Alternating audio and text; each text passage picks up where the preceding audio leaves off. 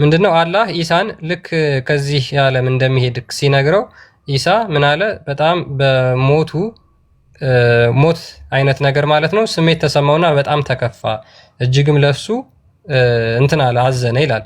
ሶ ሂ ሰመንድ the disciple and prepared food for them። ከዛ በኋላ ሐዋርያቱን ሰበሰባቸውና ምግብ አዘጋጀላቸው፣ እራት አዘጋጀላቸው። ሉክ saying come to me tonight for I have need of you። ምን አላቸው ኢሳ ሐዋርያቶቹን?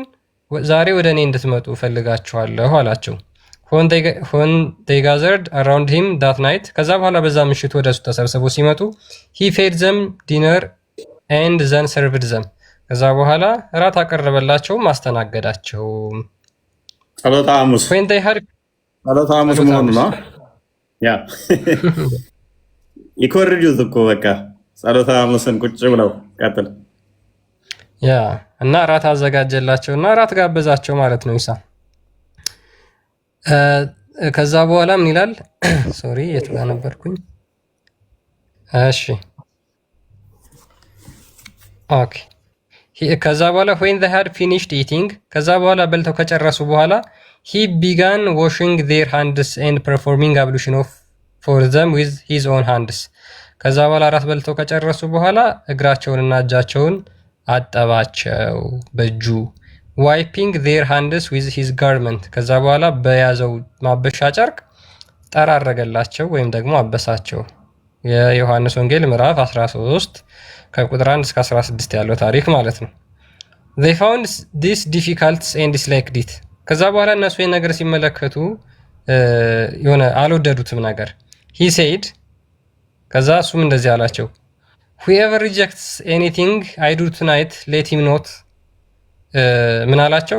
ጴጥሮስ እግሩን ሲያጥበው አንተ የኔን እግር አታጥብም ብሎት ነበር አይደለ? ክርስቶስን ተቃውሞት ነበረ። ክርስቶስን መልሶ ምን ብሎት ነበር መጽሐፍ ቅዱስ ላይ ማለት ነው? እኔ እግርህን ካላጠብኩ ከኔ ጋር ህብረት የለህም፣ ከኔ ጋር ትርፍ የለህም ብሎት ነበር። ከዛ በኋላ ኢሳን እዚህ ጋር ደግሞ ምን ይላል? ኢሳን አልተቀበሉትም ነበር። ኢሳም ደግሞ እንደዛ ብሏቸው ነበር፣ ማለትም እንደዛ ማድረግ እንደሌለባቸው። I am not from him nor am he from me and they acknowledged him when he had finished he said። ከዛ በኋላ እግራቸው ምናምን አጥቦ ከጨረሰ በኋላ እንደዚህ አላቸው as for what I did for you tonight ዛሬ ያደረኩላችሁ ነገር ተመለከታችሁን? serving your food and washing your hands with mine። ምግብ አቀረብኩላችሁ፣ እጃችሁና እግራችሁን አጠብኳችሁ። let my example be yours። እኔ የሰጧችሁ ምሳሌ ተከተሉ፣ እንደኔ ምሳሌ ሁኑ። you see me as the best among you። እኔ ከእናንተ መካከል በጣም ጥሩ እንደሆንኩ ታያላችሁ። so let none of you consider himself superior to one another። ከእናንተ መካከል ማንም ታላቅ ቢኖር እንደ ታናሽ ይሁን። and let teach you give himself to one another I give myself። እኔ ለእናንተ ራሴ እንደሰጧችሁ እናንተም ደግሞ ለሌላ ሰው ራሳችሁ ልትሰጡ ያስፈልጋችኋል። በቃ የዮሐንስ ወንጌል ምዕራፍ 13ን አንብቡት ባጭሩ። as for my need for which I ask your help pray to God for me and strive in supplication that he may postpone my days። እናንተን አሁን የምጠይቃችሁ ነገር አላህ የኔን ሞት እንዲያረዝምልኝ ነው ጊዜውን ብሎ ከዚህ በኋላ ያለው ታሪክ ደግሞ ሌላ ተረት ማለት ነው። when they set themselves to pray and intended to strive earnestly sleep overcome them so that they could not pray። ከዛ በኋላ ምንድነው ጸሎት ማድረግ አልቻሉም፣ እንቅልፋቸው መጣና ተኙ። so he began to wake them and saying ከዛ በኋላ ቀሰቀሳቸውና እንደዚህ አላቸው glory to be God can you not bear to help me for one night። ለአላህ ክብር ይግባውና አንድ ሌሊት እንኳን ከኔ ጋር ነቅታችሁ መጸለይ አቃታችሁና አላቸው። የሌሊቷንም ጸሎት አመጣት እኮ እንዳለ እኮ። ቆይ ገና ጉድ አሳያችኋለሁ። they said by God we don't know what is wrong with us። ወላሂ እኛ ላይ ምን እንደተፈጠረ አናውቅም አሉ፣ እንቅልፋቸው ስለወሰዳቸው ማለት ነው። we used to stay up late talking and we could not stay up late talking tonight and we did not want to pray but a trick was put between us and him he said። ከዛ በኋላ ኢሳም እኛ መጸለይ አልቻልንም፣ ብቻ እንደ ድካም እንዳለባቸው ምናምን ነገር እንደመሸ ከነገሩት በኋላ ለምን መጸለይ እንዳቃታቸው እሱ ምን አላቸው መሰላችሁ? he said ማለትም ኢሳ the shepherd will be taken away and the sheep will be scattered ምን አላቸው? በዚህ ሌሊት እረኛው ይመታል በጎቹም ይበተናሉ አላቸው። ልቀጥል። እረኛው ይመታል በጎቹ ይበተናሉ የሚለው እኮ ራሱ ክርስቶስ ዮሐንስ ወንጌል ምዕራፍ 10 ላይ መልካም እረኛ እኔ ነኝ ብሎ በሰፊው ያስተማረበት አለ። በብሉይ ኪዳን ላይ እግዚአብሔርን አይሁዶች እረኛችን ብለው ያምናሉ። ጠባቂያችን ነው፣ የነፍሳችን እረኛ ነው፣ የነፍሳችን ጠባቂ ነው ብለው ያምናሉ። ክርስቶስ በአዲስ ኪዳን ላይ መጥቶ እረኛችን እንደሆነ ነፍሱን ስለ በጎቹ አሳልፎ እንደሚሰጥ ነፍሱን ሊያነሳት እንደሚችል ስልጣን እንዳለው ከእርሱ ማንም ሊወስድ እንደማይችል ተናግሯል እና እረኛው ከተመታ በጎቹ ይበተናሉ የሚለው ትንቢቱም ተፈጽሟል። ባይዞ አይደለ? ክርስቶስ ሲያዝ በጎቹ ሲበተኑ ግልጽ ነው። ኤኒዌይስ ቀጥልሽ። ትንሽ ላሳያችሁና ከዛ በኋላ እረኛው ይመታል በጎቹም ይበተናሉ አላቸው ኢሳ።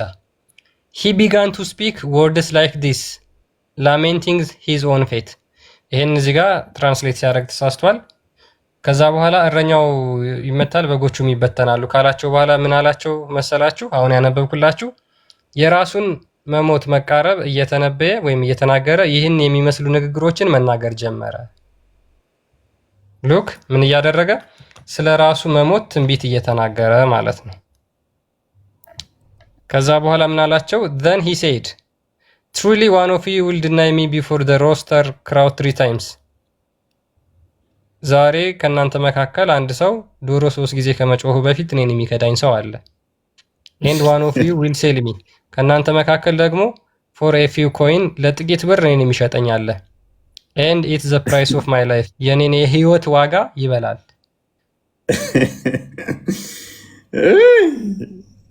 መጽሐፍ ቅዱስ እኮ እንዳለ ተገልብጠዋል እኮ ተኮርጀ ተወስዶብናል። ቀጥል። ኦኬ so they went out and scattered። ከዛ በኋላ ወጡና ተበተኑ አላቸው። the Jews were searching for him። ከዛ በኋላ ይሁዶች መፈለግ ጀመሩ። they seized Simon one of the disciples። ከዛ በኋላ ስምዖንን አንደኛውን ሐዋርያት ያዙት አይሁዶቹ ማለት ነው። and said እንደዚህ አሉት this man is one of his followers። ይሄ ሰው እኮ ከነዚህ ከተከታዮቹ አንዱ ከሱ ተከታዮች አንዱ ነው አለ። but he denied it ነገር ግን ካደ። and said I am not one of his followers እኔ ከሱ ተከታዮች ውስጥ አንዱ አይደለሁም ብሎ ጴጥሮስ የመጀመሪያው ፈጸመው። እሺ ቀጥል። ከዛ ሰው they let him go ከዛ ለቀቁት ይላል። the other seized him and he denied it likewise። ደግሞ ሌላ ቦታ ሲሄድ ሌላ ሰው የሚያዘው በዛም ጊዜ ካደ ጴጥሮስ ድጋሚ ማለት ነው። then he heard the crow a rooster and he wept and was filled with sorrow። ከዛ በኋላ ዶሮ ጮኸ፣ ጴጥሮስም ማልቀስና እጅግ በጣም መከፋት ጀመረ።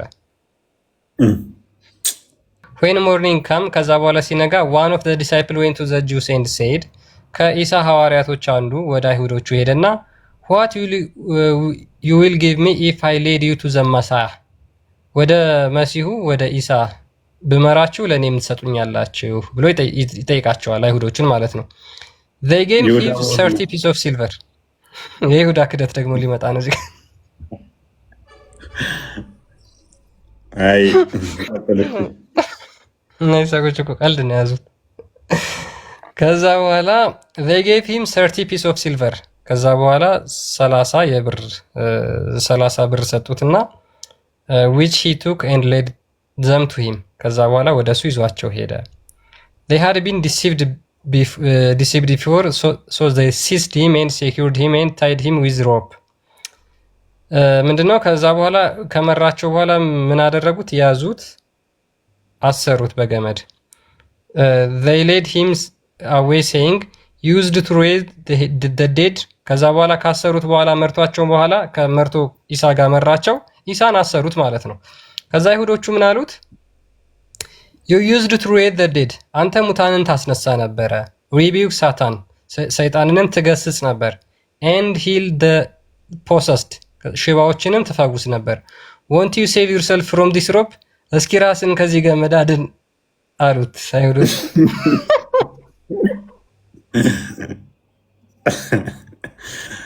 ገመድ ላይ ነው ያንጠለጠሉት እንጂ አልሰቀሉትም እንጨት ላይ ቀጥል። They spat on him and threw thorns at him until they brought him to the cross on which they intended to crucify him. ከዛ በኋላ ምን ተፉበት? በጭንቅላቱ ላይም የሾህ አክሊል አደረጉበት። ከዛ በኋላ መስቀል አሳክመው የሚሰቅሉበት ቦታ ድረስ ወሰዱት አለ። ሉክ ተፉበት፣ የሾህ አክሊል አደረጉለት፣ መስቀል አሸክመው ደግሞ የሚሰቅሉበት ቦታ ድረስ ወሰዱት። But God raised him up to himself. ከዛ በኋላ አላህ ወደ ራሱ አነሳው። And they crucified what they had been led to the belief. የሰቀሉትም መርቶ የወሰዳቸውን ሰው ነበረ። He remained there for 7 days. ኢሳ ከዛ በኋላ 7 ቀን ያህል ነበረ። Then his mother and the woman whom Jesus had healed of her madness came weeping to where the crucified man lay. ከዛ በኋላ የኢሳ እናትና ከፈውሷት የነበረች አንዲት ሴት ከዛ ከተሰቀለው መስቀል ስር ሆነው ያለቅሱ ነበረ። የኢሳ እናት እንኳን አታውቅም። ቀጥል። እናቱ እንኳን የተሰቀለው ጋር ሆና እያለቀሰች ነበር። ልጄ ሞቷል ብላ እያለቀሰች ነው። አላህ ምን አድርጎታል? ያን ወስዶታል። ምን እያደረገች ነው? እንትና ማርያም ልጄ ሞተ ብላ ያ የተሰቀለ ጋር እያለቀሰች ነው። ባይብል ሳነብ ማለት ነው ኢየሱስ ክርስቶስ ራሱ የአይሁድ እምነት ተከታይ እንደሆነ ባይብል ይናገራል። እናቱ ማርያምም የአይሁድ እምነት ተከታይ ነበረች ይላል። ባህላቸው፣ እምነታቸው፣ ሁሉ ነገሩ የአይሁድ እምነት ተከታይ ሆኖ ሳለ እናንተ እንዴት ክርስትናን ተቀበላችሁ? እንዴት ክርስቲያኑ ተቀበላችሁ? ኦኬ ይሄ ነው ያስጨነቀ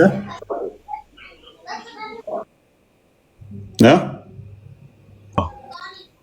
ኦኬ እናመሰግናለን። የሙስሊሙን እምነት እንደማይከተል ስለነገርከን በመጀመሪያ ደረጃ የባይብሉ ከአይሁድ እምነት ጋር የሚመሳሰል ነው ካልከን እናመሰግናለን። የሙስሊሞችን እምነት እንደማይከተል ኢየሱስ ወይንም ደግሞ እሱ ዞት የመጣው አስተምሮ ከሙስሊሞቹ አስተምሮ ጋር ማይመሳሰል መሆኑን ማመን ቴንኪው። ምክንያቱም አይሁዶች ለምሳሌ እግዚአብሔር አባታችን ብለው ያምናሉ። አይሁዶች እንደዛ ያምናሉ።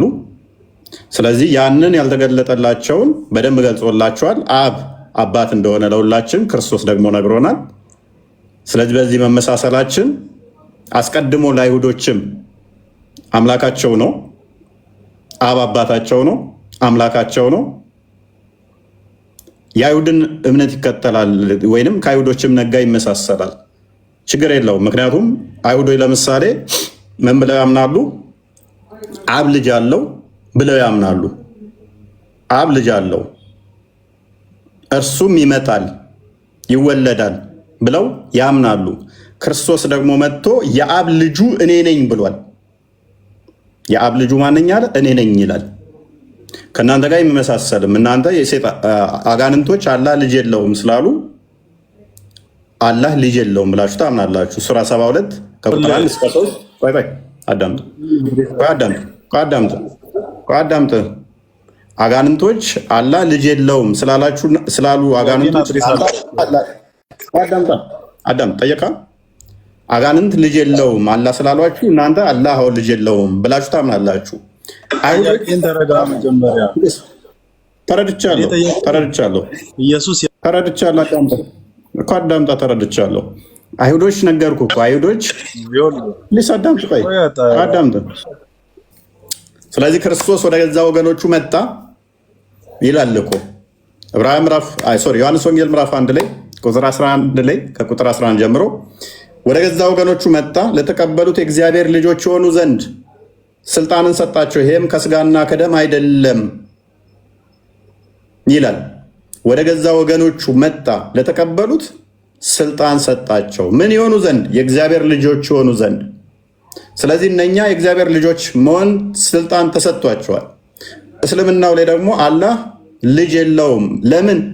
አጋንንቶች አላህ ልጅ የለውም ስላሏችሁ አጋንንትን ትምህርት ስለያዛችሁ። አይሁዶች ደግሞ የአጋንንትን ትምህርት እንዲይዙ አልተመከሩም፣ አልታዘዙምም። ልጅ አለው አብ የባህሪ ልጅ ብለው ያምናሉ አይሁዶች። አንተ የምታውቃቸው ዛሬ ያሉትን አይሁዶች ነው። ዛሬ ያሉትን አይሁዶች እንደ ቤክታታቸው። ስለዚህ ትክክለኞቹ አይሁዶች ክርስቶስን የሚጠብቁ ናቸው። እነ አብርሃም፣ እነ ዳዊት፣ እነ ሰለሞን፣ እነ ኢሳያስ አስቀድሞ የነበሩ ትክክለኞቹ አይሁዶች በነቢያቶች ያሉት ክርስቶስን የሚጠብቁ በትንቢት ያዩ አምላክ ይወለዳል፣ በስጋ ይገለጣል፣ ያድነናል ብለው ሲጠብቁ የነበሩ ናቸው እኮ። ለአብርሃም እኮ ነው ዘፍጥረት ምዕራፍ 12 ቁጥር 1 እስከ 3 እኮ ተስፋ የተነገረው ለአብርሃም እኮ ነው። ሰለሞን እኮ ነው መዝሙር 30 ላይ ከቁጥር 1 እስከ 4 ትንቢት የተናገረለት። ሰለሞን እኮ ነው አስቀድሞ ትንቢት በጥበብ ላይ ምዕራፍ 2 ላይ የተናገረለት። ዳዊት እኮ ነው 110 ላይ በመዝሙሩ ቁጥር 1 ጀምሮ የተናገረለት። መዝሙር 22 ላይ ለክርስቶስ ትንቢት የተናገረለት። ስለዚህ አባቶች ለነሱ ናቸውና ክርስቶስ ከነሱ በስጋ መጣ ይለዋል ሐዋርያው ቅዱስ ጳውሎስ በሮሜ መልእክቱ ምዕራፍ 9 ቁጥር 5 ላይ። ስለዚህ ሕግም የተሰጣቸው ከማን ነው? ከክርስቶስ ነው። ሕጉን ራሱ የሰጣቸው እሱ ራሱ አምላካቸውም ስለሆነ ማለት ነው። የመጣው በስጋ ግን ከነሱ ነው። ሱብሃንአላህ። እንዴት አመሻችሁ? እፎይ ደህና ናችሁ? እንዴት ነው? አልሐምዱሊላህ ደህና ናችሁ? ይመስገነው። ተመሰለባቸው ማለት ምን ማለት ነው? ስቅለት ላይ ኧረ እሱ ራሱ ይመልሰው። እኔ የዚህ የራሱ የቤት ስራ ነው ይሄ። እና እኔ የምለው ኢየሱስ ሞቶ ነው የተነሳው ብላችሁ ታምናላችሁ? ያ አንተ አልሞተም ብለህ ነው የምታምነው? ሞቶ ሲነሳ እሺ፣ ያኔ ሞቶ በነበረበት ሰዓት ታመልከው ነበር እንዴ? ቀብር ውስጥም ያኔ ሞቶ በነበረበት ሰዓት ታመልከው ነበር? ቀብር ውስጥም ያኔ እኔ አልነበርኩም በእርግጥ። ነገር ግን ክርስቶስ ያልተመለከበት ቅጽበት ሰከንድ የለችም። ቀብር ውስጥም እየተመለከ ነበር። መቃብር ውስጥም ማለት ምን ማለት ነው? እኛ አምላክ እኮ የሆነ ቦታ ላይ ብቻ ነው ያለው ብለን አናምንም። እንደናንተ አላህ የሆነች ቦታ አርሽ ውስጥ ለሊት ደግሞ 9 ሰዓት ሰማይ ውስጥ የሚገባበት እንደዛች ቦታ ብቻ ያለ መስሎ ነው እንዴ? እርሱ በሁሉ የሞላ እኮ ነው ብለን የምናምነው። አንድ ማለቴ ሞቶ ተቀብሮ ነበር አይደለ እኮ እስቲል እኮ መቃብር ላይ ተቀብሮ በነበረበት መቃብር ሱብሃንአላህ። እስቲል እኮ መለኮት በሁሉ የሞላ ነው። አታውቅም እንዴ? መለኮት እዛች ቦታ ብቻ ነው ያለው ብሎ ያለ ማን ነው? እንደዛ ብሎ ያስተማረህ አለ? ያንተ ግን ያንተ አላህ በሁሉ የሞላ አይደለም። ሉክ በደንብ ነው። የኢየሱስ በሁሉ የሞላ ነው። አላህ ጋር አትሂድ። አላህንም እንደርባታለና ሉክ ያንተ አላህ ከሌሊቱ 1/3 ሰማይ ውስጥ ሲገባ ከአርሹ ላይ አይኖርም፣ እዚህ ቦታ አይኖርም፣ ምድር ላይ አይኖርም። አላህ ጋር አትሂድ። እዛ ሰማይ ውስጥ ብቻ ነው የሚኖረው። የኛ ግን ታቀላቅላለህ። አዳምጣ ሉክ መለኮት በሁሉ የሞላ ነው፣ በሁሉ ያለ ነው ብለን ነው የምናምነው እኛ። ስለዚህ በስጋ ሲቀበር ክርስቶስ ይመለካል ወይ? በደንብ ነው የሚመለከው። ለሰከንድ ለማይክሮ ሰከንድ የማይመለክበት የለም። ምክንያቱም ዮሐንስ ወንጌል ምዕራፍ 5 ላይ ቁጥር 17 ላይ አባቴ እስከዛሬ ይሰራል እኔም እሰራለሁ አለ። አባቴ እስከዛሬ ይሰራል እኔም እሰራለሁ አለ። which means ለማይክሮ ሰከንድ ለቅጽበት ለአይነ ጥቅሻ እንኳን ፈጣሪ ፍጡራኑን ጥብቆቱን ያነሳበት የለም። ለማይክሮ ሰከንድ እንደው ለሽርፍራፊ ማይክሮ ሰከንድ እንኳን ፈጣሪ ጥብቆቱን በፍጡራኑ ላይ ካነሳ ፍጡራን ይጠፋሉ፣ አይኖሩም። ስለዚህ አባቴ እስከዛሬ ይሰራል እኔም እሰራለሁ ሲል ለማይክሮ ሰከንድ እንኳን ታባቱ ተለይቶ ያልሰራበት የለም። መለኮቱ የት ነበር? እሺ ኢየሱስ ሲሞት አዳምጣ መለኮት በደንብ አዳምጠሽ። ስለዚህ አባቱ ባለበት ሁሉ ቃል አለ፣ ልጅ አለ። ማስረጃ ዮሐንስ ወንጌል ምዕራፍ 1 ላይ ቁጥር 18 ላይ እግዚአብሔር ማንም ያየው የለም በአባቱ እቅፍ ያለ አንድያ ልጁ ተረከው ይላል። ምን አልኩህ? ሱብሃንአላህ ጌታ ያለ አልኩህ። ሱብሃንአላህ ማይከን አንሳው። ማንም አላየም ነው ያልከው። እግዚአብሔር ማንስ እንኳን ያየ የለም በአባቱ እቅፍ ያለ አንድያ ልጁ ተረከው ይላል። የት ያለው ተረከ ይላል? የት ያለው ተረከ ይላል?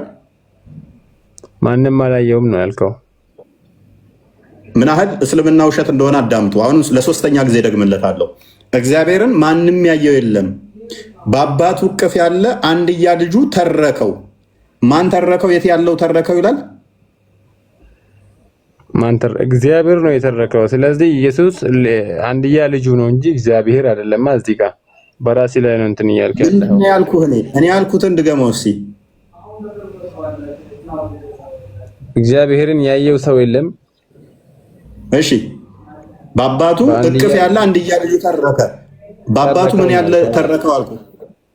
በአባቱ ምን ያለውን እቅፍ ያለው ብለሃል። ጎበዝ። ስለዚህ ወልድ ክርስቶስ የአብ እቅፍ ውስጥ ነው ያለው ማለት ነው አይደለ? እሺ፣ ጎበዝ። አብ የት ነው ያለው? አብ ሰማይ ላይ፣ ከሰማይ በላይ አይደለ? ማን ያለ? ሰማይ ውስጥ ያለው ብላችሁ ነው የምታምኑት እናንተ? አባውን ሰማይ በላይ ነው ያለው፣ ከዛ ውጭ የለም ያለ ማን ነው? አንተስ ማስረጃ? ከዛ ውጭ ያለ ማን ነው? ማስረጃ ላርግብልህና ልስማማልህ ለጊዜው። ከሰማይ በላይ አለ፣ ከአንተ ጋር ተስማማውና ወልድ በቅፍ ውስጥ ስላለ፣ ስለዚህ ወልድ ደግሞ ከሰማይ በላይም አለ ማለት ነው።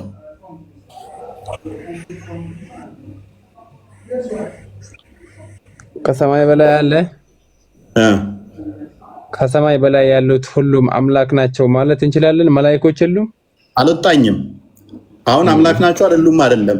በመቃብር ውስጥ ያለውን እያፈረስኩብህ ነው። በደንብ አስተውልና ሞግተኛ አላም ከቻልክ አቅሙ ካለ በመቃብር ውስጥ ያለው ሲቀበር እንዴት ነው ሌላ ቦታ የለም የሚል አርጉመንት ስለሰራህ አድቫንቴጅ እየሰጠሁህ ነው እንድሞግተኝ። በአብ እቅፍ ያለው ተረከው ከተባለ የአብ እቅፍ ነው ያለው ማለት ነው ወልድ። በአብ እቅፍ ካለ ደግሞ እስቲል አሁንም በሰማይ ውስጥ አለ ማለት ነው። አንተ ኢየሱስ መለኮቱና ስጋው ይለያል ብለህ ታስባለህ? ለአንድም ደቂቃ አይለያይም መልስ። የምታምኑት? እኔ ይለያያል መች ወጣኝ? መለኮቱ በሁሉ የሞላ ነው እንጂ ይለያያል መች ወጣኝ? ማስረጃ። መለኮቱ በሁሉም የሞላ ነው። ማስረጃ። አሁን የጠየቅኩህ መልሳ። ቅድሚያ ምንድን ነው የጠየቅከው? ጠይቀኝ። የጠየቅኩህ እኮ እየመለስክ አይደለም። ዞር አለ ማለት ነው። እሺ በቃ አዳምጥ ውዶቼ፣ በደንብ አስተውሉ። ወልድ በስጋ በመቃብር ውስጥ በነበረበት ሰዓት ላይ መለኮት እዛ ብቻ ነው ሌላ ቦታ አይመለክም የሚል አስተምሮ የለንም።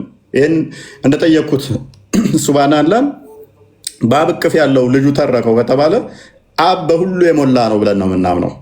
ሰማይ ዙፋኔ ነች፣ ምድር የእግሬ መረገጫ ነች ሲል ምድር የእሱ ግዛት ነች፣ ሰማይ ከፍታውም ደግሞ በእሱ ቁጥጥር ስር ያለች ነች፣ በእሱ ግዛት ውስጥ ያለች ነች። እርሱ ባለበት ሁሉ ደግሞ ምን አለ? ቃል አለ። ወልድ የአብ ቃሉ የባህሪ ልጁ ስለሆነ አብ ባለበት ሁሉ አለ። ምክንያቱም ዮሐንስ ወንጌል መዝሙረ ዳዊት ምዕራፍ 139 ላይ ከቁጥር 7 እና 8 ላይ ወደ ሰማይ ብወጣ አንተ በዛለህ፣ ወደ ምድር ጥልቅ ብገባ አንተ በዛለህ፣ እንደ ነስር ክንፍ ተሰጠኝ ብበር አንተ በዛም አለህ ይላል። በሁሉ የሞላ እንደሆነ ወደ ላይ ቢወጣም ወደ ታይ ቢወርድም ወደ ጎን ቢበርም በሁሉ የሞላ እንደሆነ መጽሐፍ ቅዱሳችን ይናገራል። ስለዚህ ወልድ ደግሞ የባህሪ ልጁ የባህሪ ቃሉ እንደሆነ ሁሉ እርሱ ባለበት ሁሉ ባለመነጠል ባለመለየት እርሱ አብሮት አለ። ዮሐንስ ወንጌል ምዕራፍ 14 ቁጥር 11 ላይ ቼክ አድርግልኝ ክርስቲያን። በእኔ አብ እንዳለ እኔም በአብ እንዳለው ይህን አታውቁምን ይላል። ስለዚህ እኔ በአብ እንዳለው አብም በእኔ እንዳለ እመኑኝ ይላል። ስለዚህ የአብ የባህሪ ቃሉ እንደመሆኑ ሁሉ ወልድ በአብ እቅፍ ያለ ነው።